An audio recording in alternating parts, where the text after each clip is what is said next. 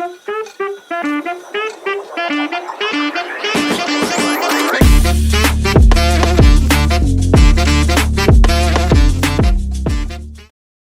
lagi ke PSK Podcast Pulang Kerja, melepas penat pulang kerja. Kali ini spesial banget, ini yang saya tunggu. Tepuk tangan untuk Om Roni Sianturi.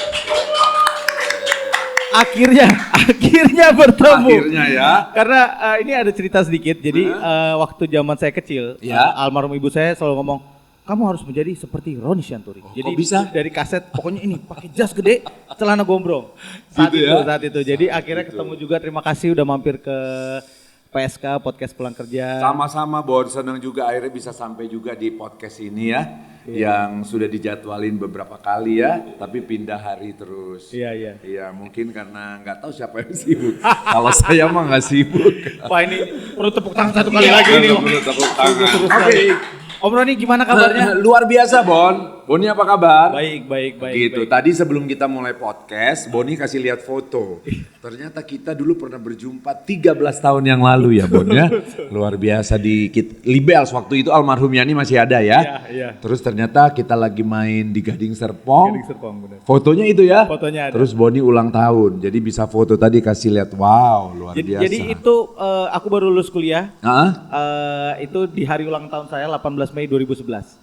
Jadi saat itu band yang mengiringi Trio Libels saat itu adalah Beda Band namanya. Oke. Jadi saya kenal dengan pemain keyboardnya. Mau hadiah apa ulang tahun? Please foto sama Trio Libels. Udah itu aja cukup. Akhirnya saya nyelip ke backstage saat itu dibawa oleh teman Beda Band bisa foto. Lucu banget sih. Ya. 2011 dan akhirnya bertemu lagi di sini hebat sekali. Iya, dan akhirnya kita sama-sama aku diundang jadi tamunya kamu ya. Iya. Dulu foto bareng iya. Jadi berkesenian itu membuat segala sesuatu yang tidak mungkin menjadi mungkin ya. Betul. Gitu. Betul. Dan ini Om Roni tuh gak cuma di sini yang rame ya. Tadi sebelum kita syuting, ini dari kantor sebelah. Mana Roni sih? Mana? Jadi ini sungguh suatu episode yang sangat seru banget membanggakan. Tapi aku pastikan pasti itu semua ibu-ibu. Karena kalau ABG tidak akan mungkin cari saya. Kebetulan tadi memang ada salah satu teman kita, cukup berumur juga, tante kan? Iya di sini makan belum nyampe. Jadi saking ininya nunggu makan siangnya di sini buat gitu ya. Om Roni. Iya, tapi bersyukur ya. Betul. Artinya Tuhan izinkan penggemar saya itu tante-tante, makanya sampai hari ini yang ngundang saya pun semua ibu-ibu gitu. Jarang bapak-bapak gitu. Oke, bicara karir Om Roni. Iya Bon. Boleh diminum ya ini ya? Boleh banget. Asli ya. Ini juga boleh loh Om. Ini boleh banget. Oh itu boleh ya benar. Belum disponsorin, cuman mungkin nanti kalau ada produk masuk boleh di. Oh pasti dong, pasti. Ini udah episode yang keberapa? Ini keempat ya, betul ya? Keempat ada keempat ya. Betul. Menurut orang itu angka keramat 4 ya, tapi buat kita itu tak angka baik. Angka baik. Siapa tahu pulang dari sini banyak yang nonton, jadwal show saya makin padat. Amin. Jadi Om sebenarnya awal mulanya Om Roni itu gimana sih di musik ya? Iya musik benar. Sendiri. Ini mungkin nanti kalau yang ibu-ibu yang nonton pasti udah banyak yang tahu ya. Iya. Ya cuman kita cerita lagi deh bahwa saya itu tergabung dalam kelompok vokal namanya Trio Libels. Yes. Bon ya, Boni juga pasti tahu apalagi Mama ya. Iya. Terus kemudian kita tahun 83 kita ikut lomba bintang radio dan televisi. Kalau ingat saya lihat podcast yang pertama kita juga ada Papa Harvey kan. Yes. Nah beliau itu senior kita sebagai juara bintang radio remaja. Terus zaman itu bintang radio dan televisi itu menjadi salah satu sarana batu loncatan untuk kita masuk ke dunia musik Indonesia gitu. Jadi semua rata-rata yang jebolan dari bintang radio itu rata-rata pasti dikenal oleh masyarakat gitu. Bahkan Macan Festival kita juga kan jebolannya sana. Benar, setelah 6 tahun Trio Libels menjadi backing vokal penyanyi-penyanyi kala itu, kita juga waktu itu diminta oleh panitia festival lagu populer untuk menjadi backing vokal dari tahun ke tahun, dan akhirnya ada di tahun keberapa saya lupa kita menjadi backing vokalnya almarhum Yopi Latul. Kembalikan Baliku. Ayo, kembalikan baliku padaku gitu. Kemudian kita berangkat ke Jepang, pulang dari Jepang kita mendapatkan penghargaan. Disitulah Musika Studio melihat kita dan mengontrak kita untuk menjadi bagian dari Musika Studio.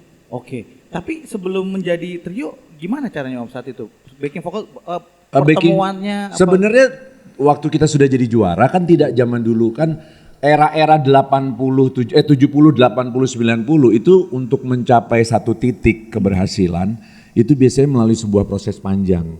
Beda banget dengan era sekarang tuh yang serba instan, bikin sedikit sensasi, diundang seluruh TV gitu. Jadi kita bersyukur generasi yang mengalami proses itu.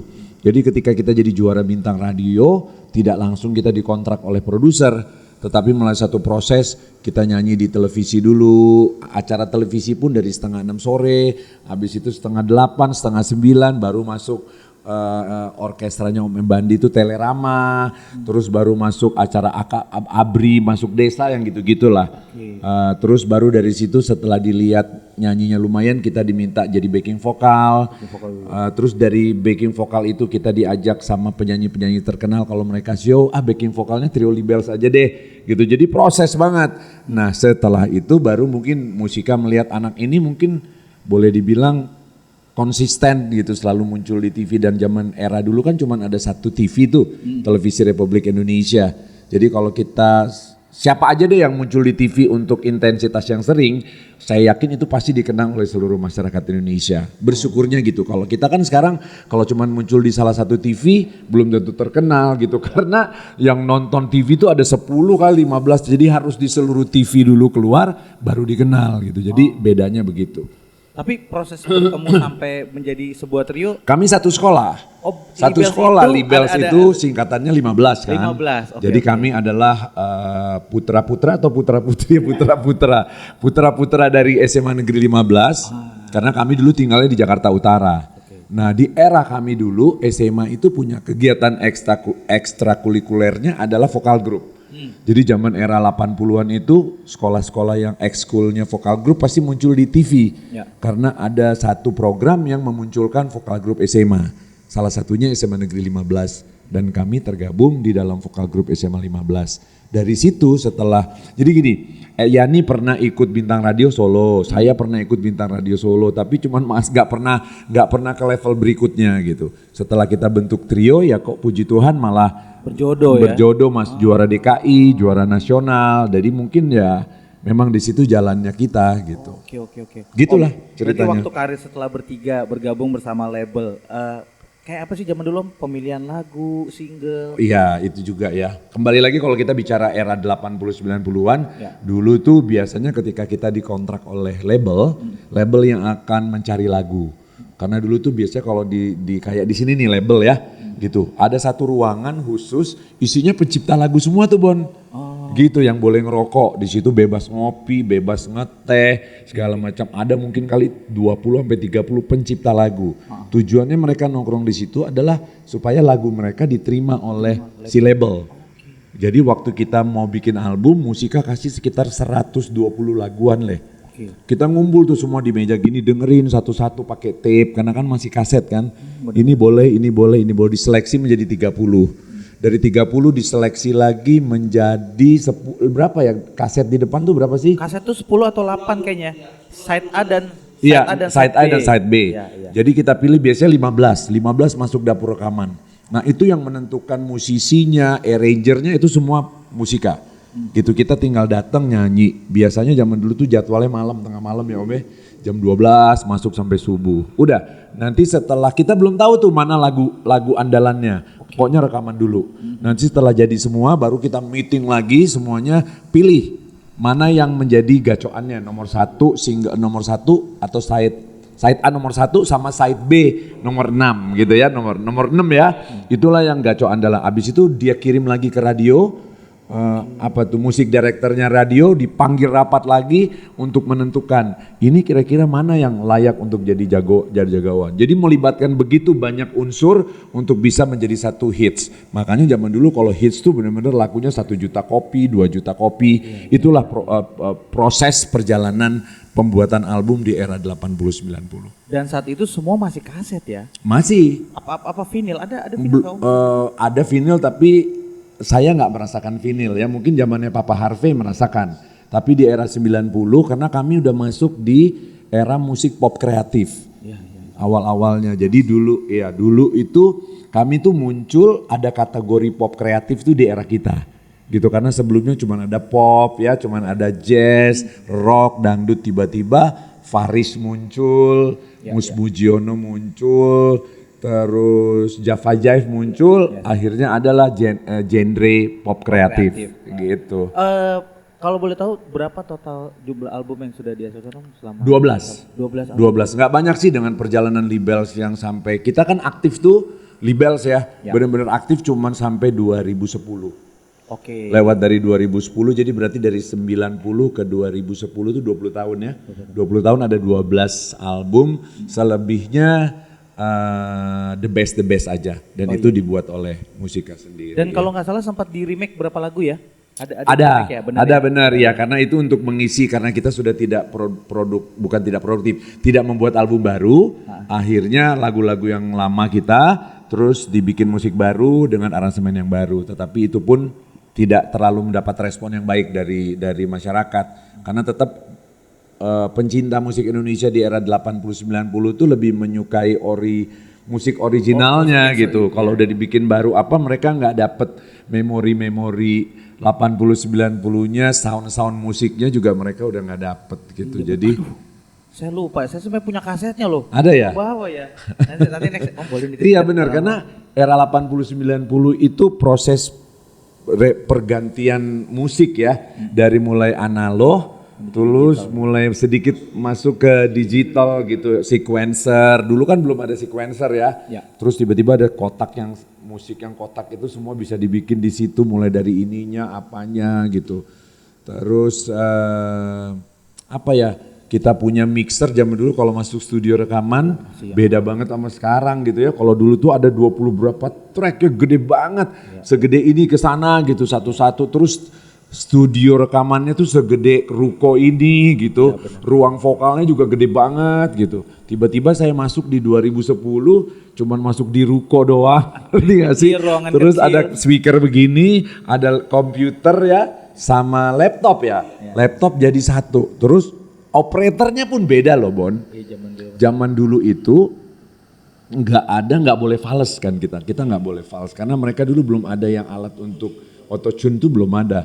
Jadi kalau rekaman satu lagu itu satu jadwal. Jadi misalnya masuk jam 12 malam, selesai jam 6 pagi.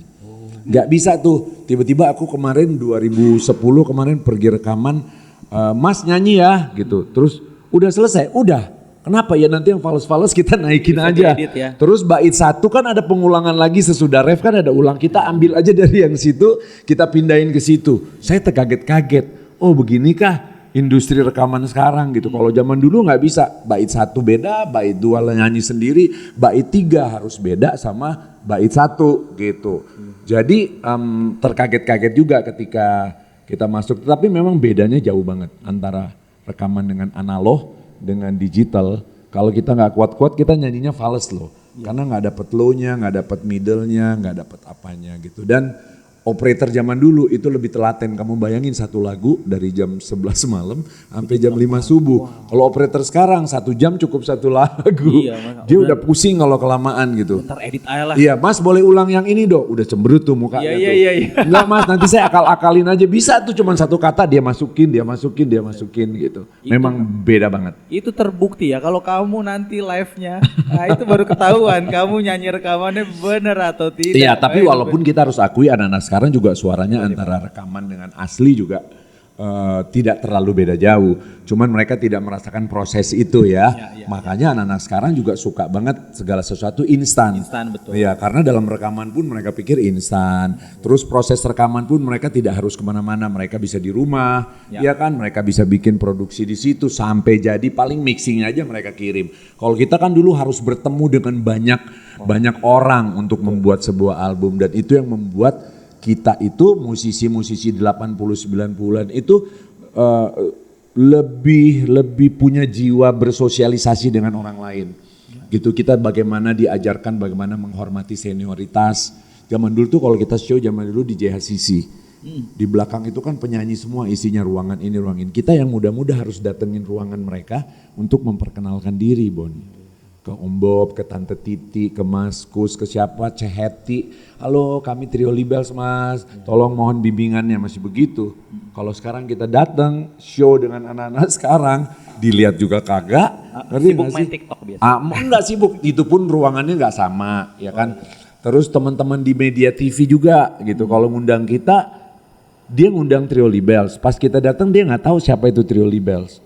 Jadi benar-benar sudah sangat berbeda. Artinya ketika mereka tugasnya menghubungi artis, harusnya mereka browsing dulu dong. Siapa sih yang gue mau undang nih? Oh mukanya ini. Jangan sampai kita datang ke TV terus kita digratisin. Jadi memang harus mentalnya kita penyanyi-penyanyi 80-90 itu harus benar-benar kuat. Karena ketika kita tidak dimanusiakan oleh anak-anak muda itu nggak boleh sakit hati. Betul. Karena mereka pun begitu, nggak ada salaman, nggak ada apa gitu. Jadi memang generasi dulu sama generasi sekarang bersyukurlah Boni dan saya boleh ada di era-era perjalanan musik transisi itu.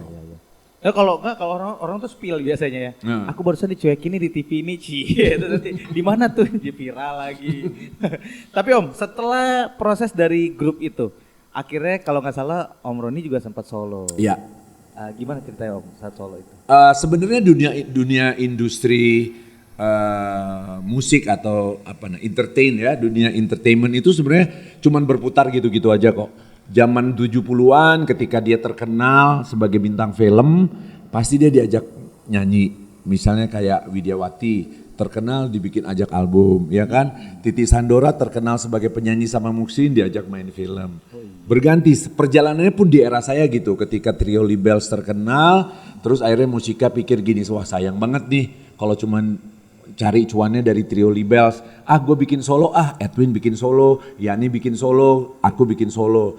Dan ternyata puji Tuhan ternyata solo-solonya juga kan direspon dengan baik. Itu juga membawa keuntungan kan buat Musika gitu. Sehingga akhirnya dengan keberhasilan atau dengan hits-hitsnya Trio Libels, kami pun secara solois, secara personal dapat privilege untuk bisa bikin album, dibikinin album gitu. Bukan hanya sebagai penyanyi solo, diajak main sinetron, diajak jadi host TV, dulu saya pernah Piramida kan. Piramida benar. Iya, Piramida.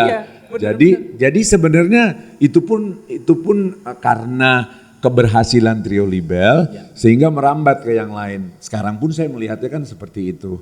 Gitu ketika dia berhasil di satu hal, tiba-tiba merembet ke hal-hal yang lain, jadi itu sah-sah aja sih. Jadi bukan sebuah kerja keras yang luar biasa, tetapi memang harus ada tanggung jawab juga di dalamnya. Ketika saya dapat kesempatan untuk bersolo karir, ya saya harus juga bertanggung jawab bagaimana bisa bernyanyi sebagai seorang solois kan. Terus bersyukur bisa diterima dengan baik, ada Melangkah di Atas Awan waktu itu menjadi salah satu soundtrack sinetron yang saya juga main di dalamnya. Terus ada lagu Kembalilah gitu, dan bersyukur juga saya bisa dapat kesempatan bekerja sama dengan arranger dan musisi-musisi yang saat itu punya nama yang luar biasa gitu. Kalau cuman Trio Libels doang tapi tidak disupport oleh pencipta lagu dan musisi yang pada saat itu produktif dan bagus, kita nggak akan mungkin juga bisa punya hits yang lumayan banyak. Om, dengan karir-karir yang segitu banyak, main sinetron, host TV, penyanyi solo, penyanyi grup, kalau disuruh milih nomor satu? Mungkin nyanyi ya. Tetap nyanyi karena nyanyi itu udah darah daging kali ya. Saya di toilet aja untuk bisa BAB harus nyanyi dulu. Nyanyi senandung gitu ya. Karena kalau dibandingin cara kerjanya, kalau nyanyi itu tidak perlu jangka waktu yang lama. Jadi kita datang, terbang, nyanyi, malamnya selesai pulang. Tapi kalau sinetron kan waktunya lama. Terus kalau kuis juga kita kerja tim. Kerja tim melibatkan produser, melibatkan bintang tamu. Jadi kadang-kadang kita harus pandai-pandai mengatur emosi kita gitu ya. Untuk bisa tetap sepemikiran, sefrekuensi dengan seluruh tim. Nah itu juga pelajaran yang paling berharga, makanya banyak teman-teman musisi, penyanyi ketika diajak bekerja sama dengan tim nggak bisa kan, karena mereka terbiasa sudah kerja sendiri gitu. Apa yang mereka mau selalu harus diikutin, tapi ketika kita kerja dengan tim nggak bisa.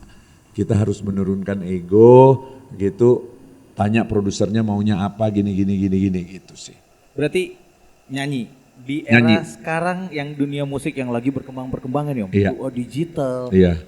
menyebarkan musik segitu gampang ya ke seluruh dunia.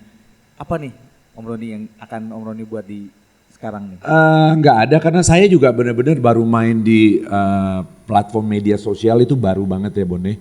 Tadinya saya berpikir bahwa media sosial itu hanya dipakai sebagai teman hiburan gitu, posting foto, terus posting kegiatan gitu. Tapi ternyata khususnya TikTok zaman sekarang ini boleh dibilang salah satu medsos yang paling banyak pengikutnya. Kalau kita mau cari restoran, kita mau cari makanan, kita mau cari barang, belanjanya semua ya berita. Gosip, iya, musik, bukan ke dunia dalam berita ya. Langsung cari Nunggu berita. jam 9 malam. Ini udah keluar. Mau tahu PPD buka aja TikTok, isinya PPD semua itu ya. Perselingkuhan dan segala macam. Jadi sekarang saya baru beberapa waktu ke belakang ini memanfaatkan TikTok untuk live TikTok. Kayak gitu. Jadi saya ada punya tim kecil, pemain musik, ada soundman, ada kru yang mempersiapkan seperti inilah. Seperti ini saya live untuk 2,5 jam sampai 3 jam gitu. Dan saya juga belajar dari live TikTok teman-teman yang lain. Apa yang mereka buat saya udah nggak buat gitu. Nah saya cuman buat adalah nyanyi lagu-lagu era 80-90an. Terus bikin giveaway, saya kasih hadiah kalau bisa tebak lagu. Terus bagaimana mempersiapkan sound dengan baik, karena saya pikir walaupun live TikTok tapi kalau kita punya perangkat sound yang cukup bagus artinya didengar oleh pendengar TikTok juga kan membuat mereka jadi lebih betah lama. Ya lumayan lah sampai hari ini minim, kalau lagi bagus yang nonton bisa 4.000, terus 4.000 banyak loh. Kalau sejelek-jeleknya 1.200, jadi saya pikir itu hasil dari kerja yang dipersiapkan. Kelihatannya main-main tapi dipersiapkan, karena sebelum saya live saya koordinasi dulu lagu hari ini apa supaya tidak sama lagi. Kita bikin kuis tebak lagu era-era 89 dan mereka selalu merasa terhibur sih. Dan dari yang mulai bercanda-bercanda, lucu-lucuan sekarang sudah menghasilkan uang. Gitu lumayan. 1.000 ke 4.000 itu banyak ya? Banyak. Itu bukan angka yang kecil ya, bahkan untuk TikToker besar pun 4.000 itu banyak loh. Ya itu juga saya juga nggak ngerti kenapa. Tadinya follower TikTok saya cuma 8.000, sekarang udah 44.000 gitu. Jadi sekali live tuh 4.000, sekali live naik 4.000, sekali live naik 4.000. Tetapi itu juga menjadi PR buat saya gitu loh, bagaimana supaya tidak stuck di situ aja, tetapi saya berharap mudah-mudahan di kedepannya akan ada produk-produk yang mau bekerja sama dengan saya tentunya. Harapannya kan ke situ live TikTok. Kalau cuman live TikTok nyanyi-nyanyi, seterusnya pasti akan bosan. Tapi kalau ada produk yang akhirnya merasa bahwa live TikTok saya bisa dipakai untuk sarana promosi mereka, itu akan jauh lebih baik. Tuh. Buat yang dengar produk-produk bisa apa nama TikToknya? Gak ada, Roni Sianturi live TikTok aja. Itu dia. Gitu. 4.000 loh, 4.000. Tapi itu lagu-lagu 80 90. 80 jadi lagu saya, lagu Libels, lagu Papa Empi, lagu semua saya nyanyiin. Iya. Tapi itu harus dipersiapkan semua sih. Saya cari kira-kira list dulu, paling enggak ada 20 sampai 25 list yang paling tidak sama dengan minggu lalu. Berarti kalau Om Roni bikin konser bisa dong ya? 4.000 itu. Audio JCC. 4.000 orang dari TikTok, 1.500 orang mah hadir bisa. Tapi sebenarnya saya nggak melihat ke situnya, Bon. Aku melihat bahwa itu kan media untuk saya belajar juga. Bagaimana belajar untuk nyanyi ditonton orang, kan selama 2,5 jam nyanyi. Jadi dan saya juga mendapatkan energi dari mereka. Karena musisi dan seniman itu mereka bisa happy itu ketika bertemu dengan penonton loh. Gitu loh. Coba suruh nggak nyanyi 3 bulan pasti stres. Iya sih. Gitu. Jadi saya nggak lihat duitnya, nggak lihat berapa banyak gitu. Tapi ketika saya nyanyi direspon dengan baik, terus bisa cheat set, itu menurut saya vitamin yang sangat luar biasa buat saya. Oke. Gitu Om, sih. Berarti kalau boleh tahu musisi Indonesia yang sekarang Om Roni ada yang update nggak? Ada yang Om Roni siapa yang Om Roni dengerin sekarang? Yang saya dengerin itu Tulus. Oke. Terus ada Tessa Mahendra ya Om ya. Tessa Sumendra. Oh, R&B gitu. Iya, itu kayaknya dia kemarin baru dapat berapa award ya? di AMI untuk R&B-nya. Itu terus siapa lagi ya selain Tulus, ya masih Rio Febrian lah. Nggak terlalu banyak juga sih. Cuman banyak lagu-lagunya Tulus yang kadang-kadang bisa saya nyanyiin juga. Tapi kalau yang Om lihat berarti musik Indonesia sekarang tuh di mata Om Roni seperti apa? Perkembangannya. Wah, luar biasa banget ya. Musik sekarang tuh sangat luar biasa. Kita mau cari, zaman dulu mau cari talent-talent yang kita mau ajak untuk bernyanyi gitu, untuk produksi susah. Sekarang di mana-mana. Saya makan di Haji Ramon kemarin ya, sate Padang. Ajo Ramon. Iya. Di Tendean edisi itu Pasar Santa.